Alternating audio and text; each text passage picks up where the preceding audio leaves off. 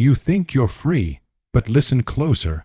That silence you wear like armor, it's not freedom. It's a prison built from unsaid words, from swallowed truths, from feelings you were never allowed to feel. Your smile, it's a mask polished, practiced, socially acceptable, but behind it, a storm brews. Not chaos for the world to see, but a private war, silent, relentless, exhausting. There is a part of you buried so deeply, you've forgotten it ever existed. But it remembers you, it whispers in your dreams, shouts through your triggers, and sabotages the love, the joy, the peace you try so hard to keep. Carl Jung called it the shadow, the disowned self, the unwanted. The repressed, the parts of you were told to hide, the instincts you were punished for, the grief you were never allowed to express. And Jung warned, until you make the unconscious conscious, it will direct your life, and you will call it fate. You are not broken. But you are divided.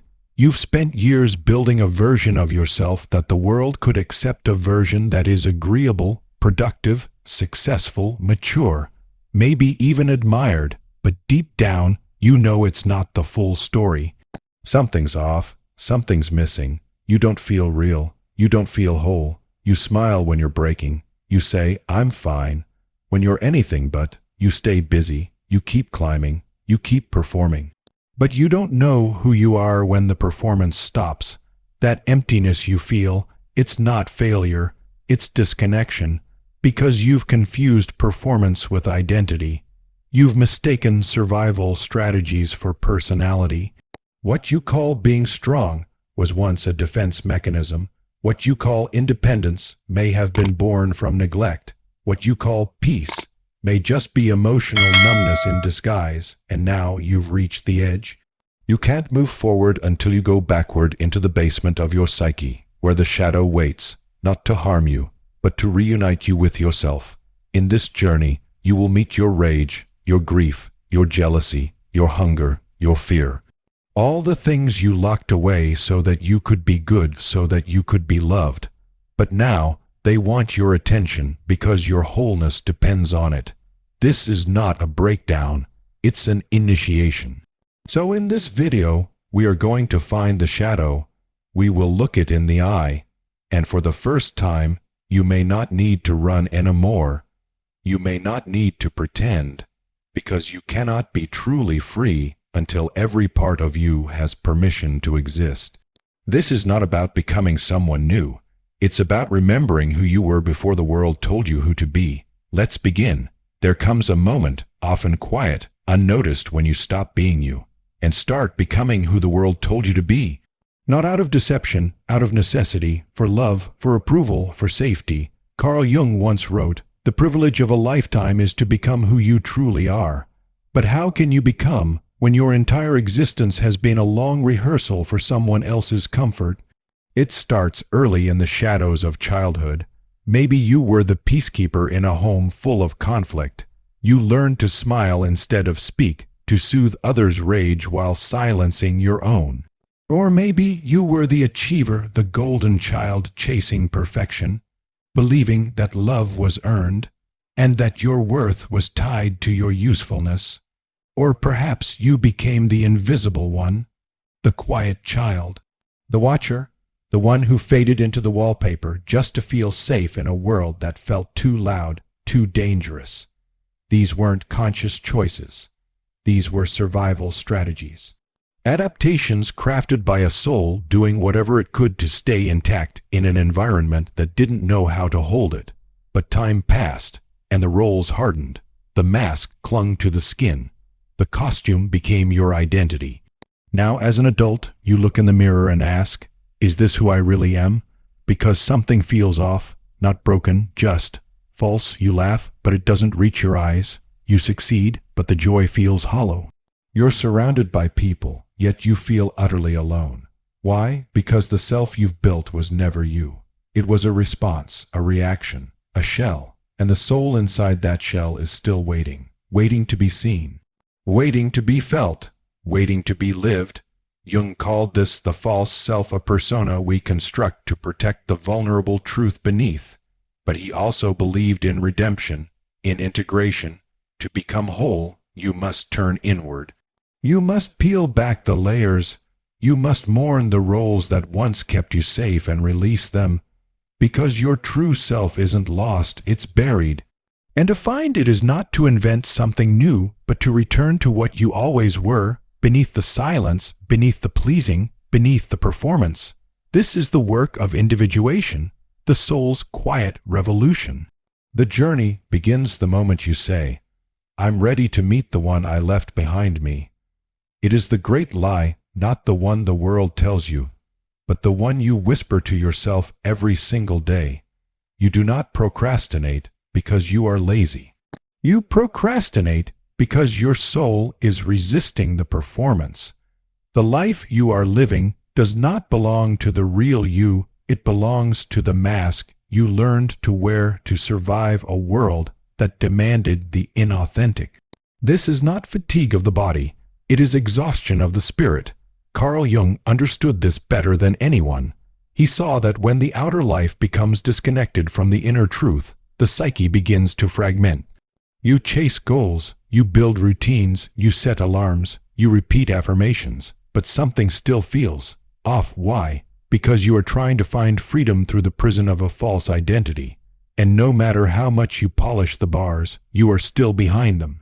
Here is the truth: freedom does not come from discipline alone. It comes from dismantling the mask that was never you to begin with. You must ask yourself, who am I beneath the mask? The habits, the routines, the goals, they are all downstream of identity. And if the identity is a lie, then everything built upon it is illusion. Jung once said, people will do anything, no matter how absurd, to avoid facing their own souls. And yet here you are not running, not avoiding, but facing the mirror. Because part of you is tired of pretending, tired of nodding along, tired of being the version of yourself that keeps others comfortable. And so in this next chapter, we do what most refuse to do: we peel back the persona. We step into the shadow, and we meet the parts of you that never stopped screaming. Because the truth is this: every soul has a secret room, a place where the real self was exiled long ago. Now it's time to return. Not as a rescuer, but as the one who was always meant to live. There is a part of you that you pretend doesn't exist, the part that gets jealous, the part that snaps without warning, the part that still grieves what you swore you were over. Carl Jung called this the shadow, not because it is evil, but because it has been exiled into darkness, not darkness of the night, but the darkness of your unconscious mind. It is everything you were told not to be, the emotions deemed unacceptable, the thoughts considered impolite, the instincts you had to bury just to be loved. So you hid it. You masked your anger with politeness. You swallowed your sadness behind achievement. You buried your wildness beneath what the world called goodness. But here is the paradox: what you suppress does not die. It waits, and in waiting, it becomes something else. It leaks out through passive aggression, through sudden rage, through quiet bitterness that poisons your joy. You say you're calm, but your body tightens every time you're not heard. You say you're independent, but abandonment terrifies you more than failure. You say you're kind, but inside, you're silently screaming from the weight of always having to be the one who holds it all together. This is not hypocrisy. This is fragmentation, the self divided, split between the persona you show and the shadow you suppress. And the more you run from it, the more power it has over you. It will shape your relationships. It will haunt your decisions. It will sabotage every version of success that does not include wholeness. Because the shadow, contrary to fear, is not your enemy. It is the wounded child still waiting to be held. It is the anger you were never allowed to express. It is your wildness, your sensuality, your forgotten hunger to feel alive. Jung wrote, "One does not become enlightened by imagining figures of light, but by making the darkness conscious. This is the work, not to kill the shadow, but to turn toward it, to sit with it, to ask, what are you trying to teach me?" Because only when you integrate what you once rejected can you finally become who you were always meant to be. It's not your brokenness that haunts you. It's your abandonment of self. It's the voice you silence to keep the peace. The anger you buried to stay lovable. The truth you swallowed to avoid being left. But that voice, it never died. It lives in your body. It echoes in your choices. It speaks through your pain. As Jung once said, one does not become enlightened by imagining figures of light, but by making the darkness conscious. This is the darkness, not evil, not sinful, just forgotten, suppressed, misunderstood. You called it weakness, but it was your strength, never given a name. You called it shame, but it was your truth, never given permission. Shadow work isn't about becoming someone else. It's about becoming whole. It's about walking back through the doors you closed behind you and finding the self you left on the other side. That anger, it wasn't there to destroy. It was there to protect. That sadness, it gave you depth, so you could feel what others cannot. That jealousy, it wasn't sin. It was a signal pointing to something inside you that was starving to be seen. These are not flaws. They are fragments, clues, maps, symbols of a self that remembers when you forgot. But you can't reclaim them while staying comfortable. You can't access your true power without facing the places you learned to hide it. Ask yourself, what part of me did I silence just to be accepted? And what would it feel like to finally let that part speak, loudly, unapologetically? You think you're scared of what you'll find in your shadow, but you're not. What you're truly afraid of is how powerful you'll become once you stop hiding from yourself. Because here's the real revelation. The shadow doesn't make you dangerous. Ignoring it does. And now, you've met the part of yourself you spent years avoiding. The ghost in your choices. The echo in your relationships. The glitch in your freedom. But now comes the deeper descent into the invisible architecture of your life. The unconscious patterns, the silent contracts, the invisible oaths you made long ago. I won't speak my truth if it means I'll be abandoned. Speak my truth if it means I'll be abandoned. I'll work harder than anyone if it means I'm worthy. I'll never let anyone close enough to hurt me again. These aren't just thoughts, they're structures. Psychic agreements written in pain, signed in survival. And breaking them, it feels like betrayal, not just of others, but of the self you had to become to survive. This is where most people stop, not because they're weak, but because awareness hurts. It's easier to return to the loop. To blame the ex, to point at childhood, to hate your boss, to curse the algorithm, to say, this is just who I am. But here is the truth the one most healing can't and won't say, you don't attract what you want. You attract what you are unwilling to face. The shadow you avoid becomes the life you live. But if you are still here, still listening, then something in you is ready to stop surviving, ready to start remembering, ready to reclaim what you buried for safety, for love, for approval, and now for truth. You keep chasing people who cannot love you. You call it chemistry, but the soul knows better. It calls it familiar pain. You sabotage success and call it bad luck, but your unconscious calls it safety, because failure, as disappointing as it is, doesn't threaten your identity the way expansion does. You bend yourself to keep the peace, to be agreeable, accommodating, needed. But what if I told you you never learned how to be loved, only how to be useful? These are not your flaws. These are your survival strategies, wounds in disguise, scripts written for a child who had no choice but to adapt. Carl Jung called this the complex and invisible force that lives beneath your awareness, driving your behaviors, shaping your desires, repeating your past, until you make the unconscious conscious. Jung wrote, it will direct your life and you will call it fate. And now you see it. That's the beginning of liberation. But awareness is not freedom. Awareness is the invitation to freedom, and most decline. Why?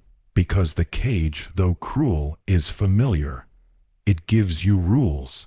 It gives you a name. It gives you a role to play. but it also gives you a slow, suffocating suffering.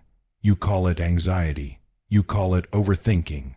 But really, it is the sound of the self knocking from the inside, asking if you're ready to come home. So here is the question, and answer honestly. How long will you remain loyal to a version of yourself that was built to survive, but not to thrive? Because until you break the pattern, you are the pattern.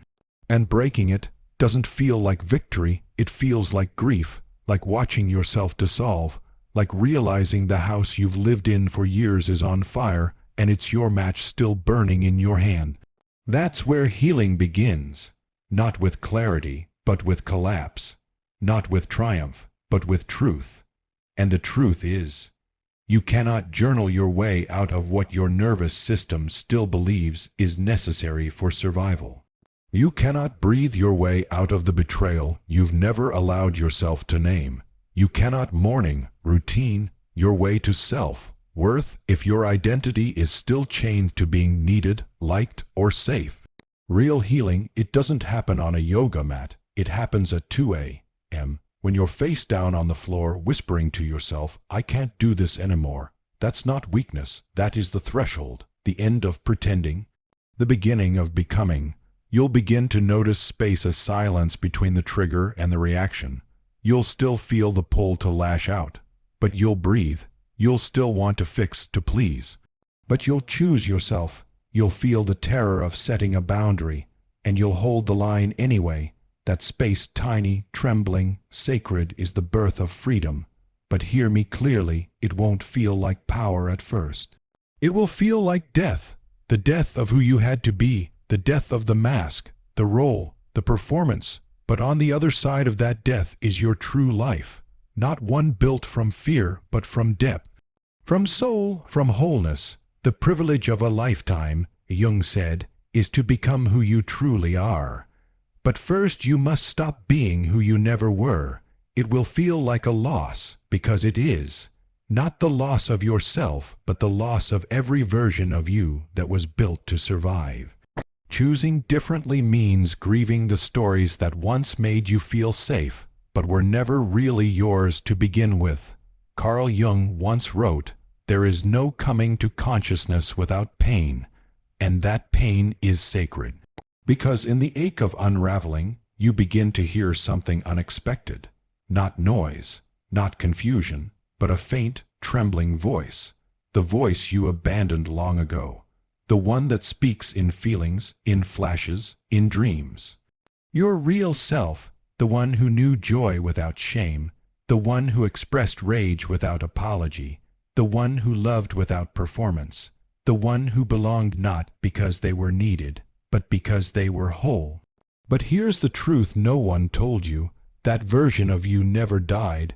They were buried, under expectations, under roles, under trauma, under silence, and now they're waiting for you to stop betraying them with your politeness, your perfection, your constant apologies for simply being who you are, waiting for you to stop playing small just to keep others comfortable, waiting for you to come home. And in the next part of this journey, we are going to meet that self, not the mask you've learned to perform, not the identity you curated to feel safe, but the raw, radiant, untamed soul you've suppressed your whole life in exchange for acceptance. Because that is where your freedom begins, not in fixing yourself, but in finding yourself beneath the ruins of who you had to become. Let's talk about the part of you no one else remembers, but you do. Not with your mind, but with a feeling, that quiet ache, that soft restlessness, that whisper in the bones that says, something is missing, but I don't know what. That feeling, it is you, the real you. The self that was exiled to make others comfortable, the soul that was too wild, too expressive, too sensitive, too much for a world that rewards numbness. You didn't abandon yourself because you were weak. You did it because you were wise, because life taught you, early and often, that being real was dangerous, that being emotional made you fragile, that being sensitive made you dramatic, that being alive in your fullness was a risk too great. So piece by piece you amputated yourself, your wonder, too naive, your truth, too confrontational, your anger, too loud, your needs, too needy, so you learned to shrink, to perform, to please, to survive. And they applauded you for it. They called you well, adjusted, mature, successful, but you disappeared. That's what self-abandonment is. Not a moment, but a slow erosion of soul, a slow forgetting of who you were before the world told you who to be. Carl Jung wrote, "The privilege of a lifetime is to become who you truly are." But no one tells you it begins with grief, grieving the self you betrayed to be loved, grieving the silence you endured to be accepted, grieving the life you built on a foundation of performance. But through that grief you reclaim, through that pain you remember, through that descent you rise. The real you is not lost, just waiting. In the shadow, in the silence, in the spaces you were once told to hide, and now you are ready to return. But that privilege, the privilege of becoming who you truly are, does not come without a cost. It demands that you unearth everything you buried to survive, the rage that made you dangerous, the shame that made you silent, the dreams you labeled unrealistic, the truths you swallowed because they were too sharp to speak aloud. To become whole, you must become honest. And honesty at first will feel like betrayal because it will make you the villain in someone else's story. But make no mistake, it will also make you the hero in your own. And yes, it will hurt. But the pain of becoming is nothing compared to the pain of remaining a stranger to your own soul. So here is the question you've been circling around for years, the one that lives behind your anxiety, beneath your people pleasing, inside the emptiness you've never been able to name. What would your life become if you finally stopped running? What would change if you stopped shrinking to fit into rooms that never felt like home? What would happen if you stopped editing your truth just to be loved by people who never even knew your real name? And here's the twist. That version of you you're afraid to become, the one who speaks too loudly, feels too deeply, lives too freely, that is not your downfall. That is your return. In this final moment, let's bring it all together. The fear, the grief, the anger, the sacred ache that whispers, "There is more to you than this." Carl Jung wrote, "Who looks outside dreams, who looks inside awakens." And now it's your turn. You've spent your life trying to fix yourself, but maybe you were never broken, just buried under expectations, buried under roles, buried under the lies you had to believe just to belong. But your healing doesn't come from becoming someone better. It comes from becoming someone real. You do not need to be perfect to be worthy. You do not need to be fearless to be free. You only need to stop lying to yourself, because you already know what's keeping you stuck. You already know what you're avoiding. And you already remember somewhere deep in your bones who you were before the world told you who to be. The only question left is this: will you finally choose you? Will you risk being misunderstood so you can finally be whole? Will you face what you've been running from so you can finally be free? The longer you wait, the heavier it gets. The more beautiful your mask becomes, the harder it is to take off. But beneath it, your life is still waiting. Not the one you've performed, but the one that has always been yours, authentic, wild, sacred, unapologetically alive. If this message touched something in you, if you felt seen in these words, I invite you to subscribe. Not just to this channel, but to yourself, to your healing, to your wholeness, to the lifelong journey of becoming who you truly are. Every time you subscribe, it reminds me that I'm not walking this road alone, that there are others out there searching for truth, for depth, for the soul's quiet revolution. So thank you for being here.